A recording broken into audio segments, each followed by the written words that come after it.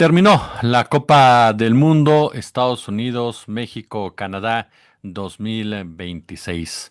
Un mundial que no debió jugarse, un mundial que estaba manchado desde un principio al ser realizado en una de las sedes que estaba en guerra, un país sede que había secuestrado a un presidente de otra nación, que se había involucrado electoralmente en la región de América Latina, que había respaldado un genocidio patrocinado, impulsado, una sede que se había dedicado precisamente a ofender, a agredir, a imponer sanciones a diestra y siniestra al planeta.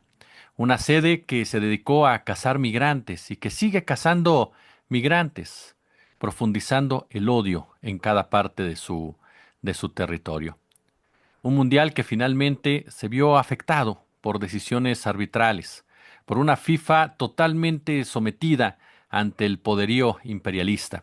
Una FIFA que hoy más que nunca demostró precisamente que lo único que le importa es el dinero. Una FIFA que excluyó a la afición de los estadios, que con los precios tan pero tan altos impidió que cualquier ser humano normal, común y corriente, aquel o aquella que realmente disfruta el fútbol cada semana, pudiera ver de cerca el Mundial. Una FIFA que actuó en todo momento subordinada a los intereses de las grandes compañías como BlackRock, Coca-Cola y muchos otros de sus patrocinadores, a tal grado que decidió atentar en contra de la esencia misma del fútbol y convertirlo en un deporte más del vodevil norteamericano con cuatro tiempos, con una falsa pausa de hidratación que lo único que servía era, como diría esa vieja canción, para vendernos porquerías. Una FIFA que no tuvo reparo alguno en sacrificar a quien tendría que sacrificar, en ignorar los reclamos de una selección como Irán, que fue vejada en todo momento por el anfitrión, que se le impidió competir de manera adecuada.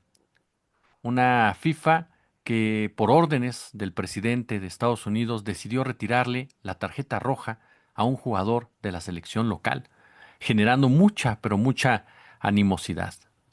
Una FIFA que de manera cínica, de manera desvergonzada, aplaudió a rabiar cada uno de los gestos por parte del neofascista o el posfascista más brutal de la actualidad. Un mundial que contaminó, un mundial que despojó, un mundial que impuso muchas condiciones draconianas, particularmente a una nación del sur global como la nuestra.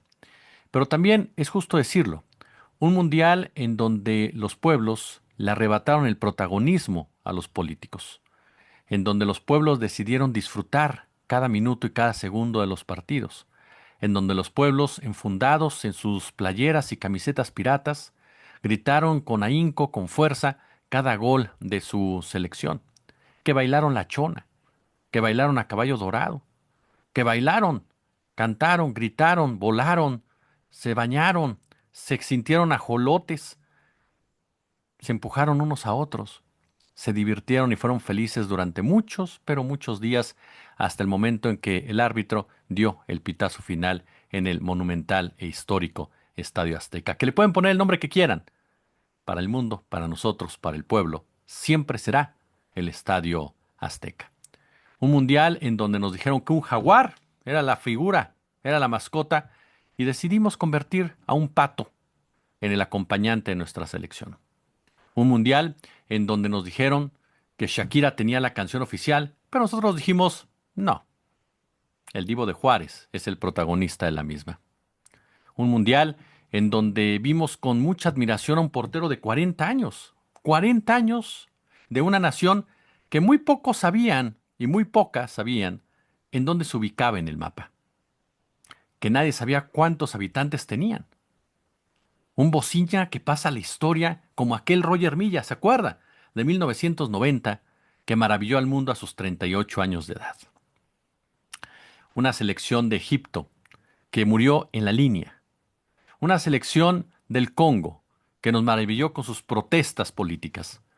Un entrenador de Egipto que tuvo el valor de enfundarse en la bandera palestina y exigir justicia para el pueblo segregado, para el pueblo agredido, para el pueblo violentado por parte del pueblo que se dice elegido por Dios. Un mundial en donde la figura de Leo Messi se vio sumamente comprometida. Para nadie es un secreto que Messi es, sin duda, uno de los grandes jugadores de la historia. Está en la mesa de los tres. Te puede caer bien, te puede caer mal, pero dentro de la cancha, Messi es uno de los grandes genios que hemos tenido la fortuna de ver en todo su esplendor. Un mundial en donde nos topamos también con el retiro de esas grandes figuras que a toda una generación, en la que me incluyo, nos hicieron vibrar. Cristiano Ronaldo, Luka Modric, por citarle solamente a dos de una enorme camada que cada 4 años, marcaba la distancia entre la realidad y la fantasía. Un mundial que sin duda alguna buscaba lavarle la cara a un fascista, buscaba lavarle la cara a un criminal de guerra, buscaba lavarle la cara a un criminal que está involucrado en los archivos Epstein. Un mundial que le recordó a la FIFA que no importa qué tan caro ponga el balón es nuestro. Un mundial que se queda para la historia, como el peor en materia política, como el más racista, como el más violento, como el más represor, como el más oscuro. Pero también un mundial que se queda en la memoria por los pueblos. Esos pueblos que disfrutaron una selección mexicana que no se había visto en muchos años, y no por cuestión de nivel o talento que hemos tenido mejores, sino por esa enorme empatía y porque por primera vez en muchos años jugó como un equipo. Un mundial que queda en la memoria, también por supuesto, cuando empezamos a escarbarle y descubrimos, por ejemplo, que hubo selecciones que no metieron un solo gol, pero que para ellas simplemente jugar por primera vez en un mundial se volvió un éxito imponderable. Esta final nos deja muchas enseñanzas y mucha lectura política. Por eso esto se trata de la polaca y el fútbol, porque a final de cuentas nos topamos con una realidad ineludible. El fútbol es puramente, puramente político. Por un lado, tenemos a una FIFA que está matando el fútbol, a un Infantino que hace ver a Joseph Blatter como un genio, como un hombre honesto, como un hombre con visión real y con un amor a la pelota, cuando todos sabemos que Blatter era un ratero. Pero Infantino le dice, quítate, que ahí te voy. Y un mundial en donde la mayoría del mundo festeja el triunfo de una nación europea. Sí, contrario a lo que había pasado durante los últimos mundiales. Ahora una nación europea se convierte en el equipo favorito de la mayoría, en contra de una nación del sur global. ¿Por qué razón? No solamente se trató de que España fuera el mejor equipo en la cancha, un equipo que solamente recibió un gol. No, es porque España en los últimos meses ha sido la voz cantante en contra de Donald Trump desde Europa. Una España que con Pedro Sánchez como jefe de gobierno le ha dicho a Trump no te metes en mi territorio para atacar Irán. Una España que se ha quejado del trato de Trump, una España que ha dicho no nos puedes imponer aranceles, una España que ha defendido a Groenlandia, una España que ha decidido reunirse con Brasil y México para marcar una línea muy clara, muy contundente sobre quiénes son ellos y quién es el fascismo de Trump. Hoy España era la nación anti-Trump. Hoy España era el rival de aquel para el cual se había organizado una fiesta con este mundial. Aquel que cínicamente decide seguir en la foto, no salirse de la foto, querer llamar la atención con esa sociopatía que lo convierte en el ser más vil y miserable y despreciable de la actualidad. España se convirtió en ese momento en esa nación antisistema, en esa nación que a pesar de su gran pasado colonialista y su soberbia y petulancia, que aquí hemos criticado fuertemente, representó a todos aquellos que estaban enojados por la manera tan tramposa como se había desarrollado toda esta competencia. España era el antitrumpismo en la cancha, mientras que Argentina, comandado por un sionista, por un criminal, por un delincuente, por un tipo que está vendiendo su país, que está reprimiendo, que está persiguiendo, que está empobreciendo, que está llevando al pueblo argentino a momentos de miseria como hace muchos años no se veía, pero que está feliz arrastrándose como una perrita más de Trump. Era el rival. Esa Argentina, amiga del sionismo, ese sionismo que apoyaba abiertamente a Argentina, que recordaba con sus imágenes que Leo Messi era parte de su comunidad. Ese sionismo que no tenía empacho alguno en exigir mejores resultados para el albiceleste. No nos confundamos.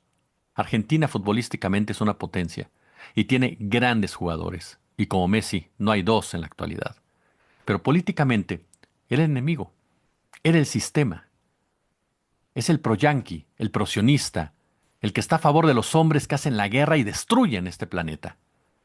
Por eso, el mundo le dio la espalda a esa nación sudamericana a la cual hace 4 años todos abrazaron con alegría que hubiera alzado su tercer título mundial. Las lágrimas de Messi, sin duda alguna, conmueven en muchos aspectos a aquellos que logran ubicar esta figura dentro del terreno verde, que incomoda y molesta y alegra incluso a aquellos que lo miran también desde fuera del mismo. Una Argentina que pasará a la posteridad sin duda alguna, no tanto por lo que hizo futbolísticamente, sino por lo que se dijo políticamente alrededor de la misma. Hoy, en el Mundial, ha ganado el fútbol. En la cancha ganó el fútbol y le ganó a aquellos que quieren destruirlo, aquellos que quieren convertirlo en un aparador más de Washington, aquellos que quieren venderlo directamente a las marcas caras, aquellos que deciden que la pobreza, que la clase media, que la camiseta pirata, que la fonda que transmite no tiene cabida en su mundo elitista. Hoy el fútbol derrotó al poder y lo hizo de una manera contundente, clara y precisa. ¿Cómo? Jugando al fútbol. En el caso de México, hubo mucha polémica, mucha. La doctora Claudia Sheinbaum decide asistir a esta final de la Copa del Mundo. Argumenta con razón que es un asunto político, un asunto diplomático, al cual tiene que asistir. Es parte de su responsabilidad. Mucha gente en contra con justa razón. Molesta incluso con las fotos de Marco Rubio riéndose con la presidenta después de que Marco Rubio ha sentenciado al mundo que todo aquel que piense distinto lo van a aplastar. Un Marco Rubio y un Stephen Miller felices de masacrar y matar a migrantes mexicanos y de promover en todo momento la invasión a México. Claudia Sheinbaum tendría que haberse quedado en Los Pinos, perdón, en Palacio Nacional. Lo comentábamos ayer. En lo personal, yo creería que sí. Pero también entiendo esa parte del pragmatismo político, la cual no puede estar exenta la presidenta. Porque la relación entre México y Estados Unidos es una relación cada día más tirante, tensa, difícil, compleja, que se va a ir agudizando más y más y más. Y la presidenta juega sus cartas, su estrategia, para mantener esa rendija de cooperación con un personaje anonadino, maltrecho, violento y totalmente miserable, pero que tal vez en un momento dado pueda ser la única válvula de escape a un problema que cada día se intensifica más, aunque esto parezca en realidad más un verso que una realidad. La presidenta Sheinbaum jugó sus cartas en ese sentido. Cumplir un acto protocolario por ser México parte de este evento. Cumplir un acto para no romper esa rendija con Donald Trump. Cumplir un acto netamente diplomático y hacerlo, perdón que lo diga aquí, y habrá quien esté de acuerdo conmigo y no, con mucha elegancia, con mucha fuerza y con mucha dignidad. Jamás, jamás agachando la cabeza y jamás dejándose pisotear por la figura de Trump como lo hizo Infantino. Jamás permitiendo que le hicieran a un lado, jamás eclipsándola en ningún momento. No es fácil, no es fácil para la cuestión ideológica, la cuestión de principios, aceptar que haya viajado a los Estados Unidos. Pero en la cuestión del pragmatismo político, cumplió parte con su estrategia que ha venido definiendo desde los últimos días. Veremos qué tanto en el terreno netamente político resulta y qué tanto la presidenta hizo todo lo que tenía que hacer para evitar una situación más complicada con Estados Unidos, con las consecuencias para ambos países. Pero además nos topamos también con un mundial, y esto no podemos dejarlo de lado, que puso a cada quien en su lugar. Es impresionante de verdad la forma, ajá, la manera en la cual nos topamos con actores políticos, ya no mediáticos, políticos, como Ricardo Salinas Pliego, quien no ha podido superar lo que un mexicano le puso como apodo. No lo ha podido hacer. Ahora intenta ubicar a la doctora Sheinbaum en esa manada, sin darse cuenta que cada día se hunde más y más y más en la misma. Nos topamos con un Ricardo Salinas Pliego que, lejos de comportarse como el líder de una oposición, parece más el líder de una pandilla a la cual no le sale absolutamente nada y, lo peor del caso, vive completamente frustrado y golpeado por lo que el pueblo le dijo. Ese rencor, ese coraje, no le permite pensar como tendría que pensar alguien realmente interesado en competir por la presidencia de este país, convirtiéndose en una réplica del propio Donald Trump, es decir, un personaje que nadie en su santo juicio va a apoyar de este lado de la frontera. Salinas Pliego sigue adolorido, golpeado, herido, porque sabe bien que fue el gran derrotado otra vez frente a la presidenta Sheinbaum. Dos rounds que él mismo preparó. Recuerda, yo no voy a pagar impuestos a esta administración. Y a ver que me los cobren. Y se los cobraron y los está pagando. El Azteca es mío, el Mundial es mío, yo voy a ir, yo seré el representante. Y entonces sonó ese grito, que aunque él quiera decir que lo mandó Jesús Ramírez, la realidad es que lo mandó el pueblo de México. Ese grito con el cual, como diría la canción de Manuel, todo se derrumbó. La campaña, los vítores, los comerciales, el apoyo para disminuirlo todo simplemente en cuatro palabras. Ricardo Salinas Pliego es el gran derrotado nuevamente de este enfrentamiento que él ha decidido jugar en contra de la doctora Claudia Sheinbaum. Él y sus corifeos ya no saben cómo salirse precisamente de ello, y cada vez que intentan dar un paso hacia adelante, se tropiezan y caen de bruces, demostrándole precisamente a la ultraderecha argentina, española y estadounidense que sus aliados en México son realmente muy, pero muy menores. No hay que confundirnos ni hay que minimizarlos, pero la realidad es que la ultraderecha en México fue derrotada. Esa ultraderecha que supuso, pensó y deseó que el Mundial fuera un caos para México, que el Mundial fuera violento, destructivo, que aseguró en sus medios de comunicación que si México perdía ante Inglaterra, habría sangre en las calles, que intentó mostrar al gobierno de Sheinbaum como un gobierno desorganizado, un gobierno incapaz, y que no lo logró. Una ultraderecha que vendió en todo momento, en TikTok, en Instagram, en Facebook, en YouTube, en todo, cada uno de los espacios, en videos, en lana, lana, lana, lana, a un México en donde no es posible vivir. Y la realidad del Mundial mostró un México del cual los turistas, los visitantes, se fueron felices. Con sus problemas, claro, no se minimiza a nadie. Es doloroso ver a las madres buscadoras. Es doloroso ver la situación con otras comunidades originarias. Es urgente arreglar las cosas con el CENTE. Hay muchos problemas en México, pero la campaña de la ultraderecha no le funcionó.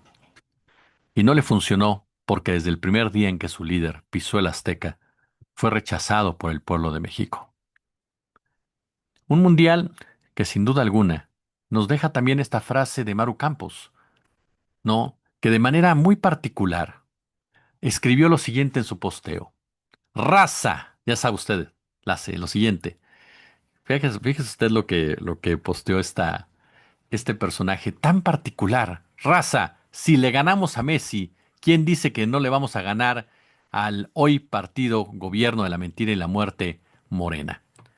De verdad, ¿estaba sobria la gobernadora? Perdón que lo pregunte, pero hay hasta errores ahí tipográficos muy particular. O de plano la gobernadora, pues ya no solamente es gringa, dejando entrar a los integrantes de la DEA, y de la CIA, sino también ya salió española, ¿no? Junto con Samuel García, demostrando que pues ellos se sienten de otro tipo de gracia y obra del Señor. Imagínese usted a un personaje de esta naturaleza que quiere ser según presidenta, asumiéndose como parte de la sociedad española, como la Sandra Rojo de la Vega y cualquiera de todos estos mexicanos apátridas. Un mundial en donde también se demostró la pobreza del periodismo deportivo. Ese periodismo que durante muchos años sobresalía cada 4 años, que lograba que nos reuniéramos alrededor de una pantalla de televisión, que estuviéramos pendientes de lo que se decía en la radio o al otro día en los periódicos, y que ahora con la modernidad de la tecnología, del digitalismo, se ha ido empobreciendo en materia intelectual, se ha ido empobreciendo en materia de hazañas. Son pocos realmente los periodistas que todavía engalanan esa profesión con una profundidad al estilo de Eduardo Galeano, que nos recuerdan precisamente las frases del gran César Luis Menotti o, sin duda alguna, de otros personajes que marcaron la historia como Franz Beckenbauer, sin olvidar, por supuesto, a Johan Cruyff. Incluso, en el caso de México, Emilio Fernando Alonso, una de las últimas joyas de esta narración, Roberto Gómez Junco, uno de los personajes de profundidad y análisis, son hoy por hoy las excepciones, en un mar de gritos, estridencia, supuestos conocimientos, barrabasadas constantes, polemistas, más allá que investigadores o analistas. Un periodismo basado completamente en el clip, en la viralidad, en donde lo que importa es ver quién grita más fuerte. Pero además, lo más grave del periodismo deportivo, si ustedes me lo permiten, es que sin siquiera conseguir conquistar, conocer, dominar su propio rubro, en donde dejaron mucho que desear, se atrevieron a abordar temas políticos, se atrevieron a tratar de manipular a las masas, no ellos, porque ellos son a final de cuentas unos patsos. Sus empresas los mandaron a ello, a tratar de defender a una FIFA que es indefendible, al tratar de defender a una pausa de hidratación que es indefendible, al tratar de defender a un arbitraje amañado en muchas circunstancias, al tratar de defender precisamente a los enemigos del fútbol. Pero no solamente cayeron en ese doble rasero que es hasta cierto punto normal y que lo vemos en México cada semana, cuando tratan de vendernos una liga que es mediocre hasta la saciedad como competitiva, que según ellos no está involucrada en las apuestas, aun y cuando una casa de apuestas gigante, un casino enorme, es el principal patrocinador. Resulta un poco hasta candoroso, por no decir otra forma, la manera en cómo todos estos personajes, muchos de ellos exfutbolistas, se atreven siquiera a voltear la cabeza y caer en esa blasfemia comunicacional, olvidándose que ya no están en la cancha, sino frente a un micrófono, y decir, tendrías que haber jugado para entenderlo. Se animaron a hablar de política. Mauricio Imay, este reportero que de manera soberbia, petulante, le habla a sus compañeros, sintiéndose todo un conocedor, pero que, línea por línea, es fácil de rebatir en su propio ámbito, y que, en materia social, pide represión, pide agresión, pide lanzar balas de goma, chorros de agua, y después, al estilo de Pedrito Sola, resulta que en 2 horas ya aprendió la lección y ya tiene conciencia social. Un tipo que, al igual que muchos de los que están hoy por hoy en ese periodismo, han sido privilegiados gracias a sus familias, a sus conocidos y a sus diferentes padrinos. Un Alex de la Rosa, junto con el equipo de Televisa, que se atreven a decir que los que van al Estadio Azteca al ver el Mundial son el pueblo de México. Jóvenes, salgan un poco de sus propias colonias, de sus clubes de golf, salgan un poco de esa colonización que les hace creer que los Santis y los Ana Luisa y las Ana Luisas son el pueblo de México. Ese pueblo de México que, gracias a él, ustedes comen. gracias a él, ustedes tienen trabajo y que ustedes no se preocupan en conocer. Y que lo peor, lo repudian, se avergüenzan de él, porque no es güerito de ojo verde, ni trae ropa cara, ni caros automóviles. ¿Y qué me dice usted de quien se lleva todas las palmas en ese sentido? David Feitelson, un hombre que se atrevió a hablar de lo que pasa en Gaza, de lo que pasa con Irán. Un hombre que aun y cuando tiene un claro conflicto de interés, hizo una cantidad de declaraciones y posteos que únicamente mostraron ese nivel tan ínfimo que pues, se puede alcanzar cuando abanderas la ignorancia y la barbarie disfrazada de religión. Un David Feitelson que camina como cualquier otro, hacia esa podredumbre disfrazada de un presunto periodismo de investigación y de un presunto poderío en el análisis. Y como ellos tres hay muchos más, quienes mostraron hasta la saciedad que lo importante era vendernos algo que a todas luces estaba siendo nocivo para el propio fútbol. Muy pocos de todos ellos se atrevieron a alzar la voz, a cuestionar lo que estaban viendo, siquiera a tratar de ignorarlo. Todos trataron de limpiarlo. Señores, yo no soy nadie para decirles esto, pero hay que tener también un poco de dignidad al momento de hacer nuestra labor. Ha sido muy penoso ver el nivel del periodismo deportivo en este evento, en donde ni siquiera escuchamos esas narraciones impresionantes que en algún momento encabezaron grandes maestros de las mismas. Cristian Martinoli nuevamente se lleva el reconocimiento como el más capaz en ese sentido, mientras que un Andrés Vaca, un joven de Televisa, tiene posibilidades, pero si se involucra nuevamente en asuntos que no sabe, que no le competen, que no sabe, insisto, de política ni sociales, se convertirá en un David Feitelson más. El periodismo deportivo deja mucho que deber, mucho que deber en esta Copa del Mundo. Y lo triste es que no se ve en un futuro que esto vaya a cambiar o por lo menos vaya a mejorar. El periodismo deportivo, a diferencia de lo que ha sido el periodismo político, yo recuerdo cuando empecé en esta carrera, que por cierto pasado mañana cumplo 30 años de haber iniciado, un jefe que me dijo un día, en el periodismo deportivo hay menos censura que en el periodismo político. Y era cierto. Eran las épocas de Ernesto Zedillo en las cuales tú no podías decir absolutamente nada. Y en Televisión Azteca escuchabas a un José Ramón Fernández peleando en contra de la federación, en contra del poder. Hoy es muy diferente. Hoy en política puedes decir lo que te venga en gana, pero en deportes aprendieron a bajar la cabeza. Al final, nos topamos también con una realidad que no podemos soslayar en ningún sentido. La ultraderecha, la ultraderecha está viva, muy viva, y se ha apoderado de lo que ha sido nuestro, y que solamente los pueblos pueden tratar de rescatarlo y recuperarlo. Hoy el fútbol ha sido secuestrado por sus propios organizadores, y el pueblo decidió pelear por su rescate. Así es la vida que tendremos que seguir hoy en adelante, porque la ultraderecha se apodera de los gobiernos de los países.